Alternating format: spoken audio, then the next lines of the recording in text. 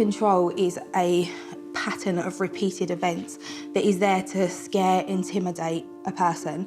It escalates over time, it doesn't get better, and it strips away at your self-confidence.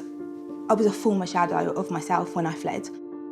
So the light bulb moment for me was that he pawned my engagement and wedding ring, and that was so hurtful. He dragged me to the shop to obviously exchange that for money, and I just felt like, this isn't love. You wouldn't do that to somebody. That's just devastating. I was honestly heartbroken, but that gave me the courage and the strength to say, I'm not living this life anymore. There is a better life out there for me.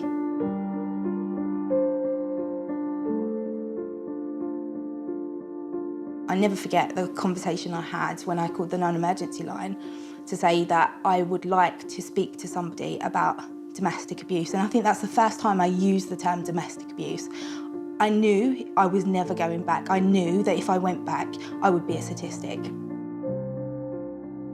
And I remember the responding officer saying, okay, Natalie, can you tell me exactly what's going on in your relationship?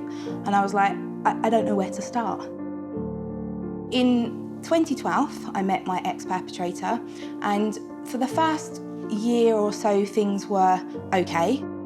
And then after a year, we moved in together, and that's when I noticed things start to really bother me and upset me. His behaviour, intimidation, smashing up the house. He would call me constantly, call, where are you, what you're doing, who you're talking to, and it became like I couldn't move. I became a recluse in my own home. I didn't have any control over food, over money, over decisions that I could make in my life. He controlled absolutely everything. He always took every penny I had. There was times where I had no money to travel to work.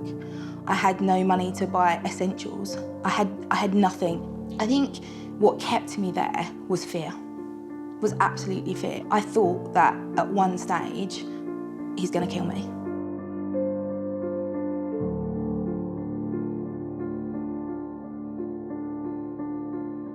The effect that it had on me over the period of time that we was together was absolutely devastating. My mental health, my well-being, I suffered depression, anxiety, I couldn't sleep, I couldn't eat, I couldn't function on a day-to-day basis.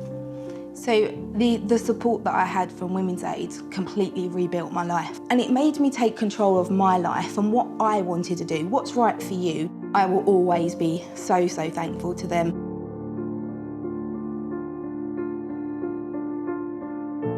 I think the thing that sticks out most for me is when other survivors thank me for talking out, because they don't have the confidence to be able to do that.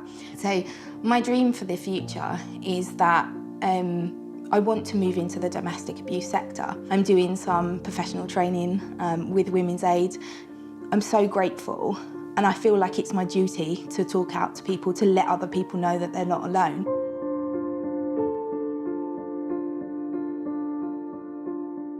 The power of somebody else over you, the power and control, is unbelievable, and I think it's important to also mention that there's no typical stereotype of a survivor of domestic abuse.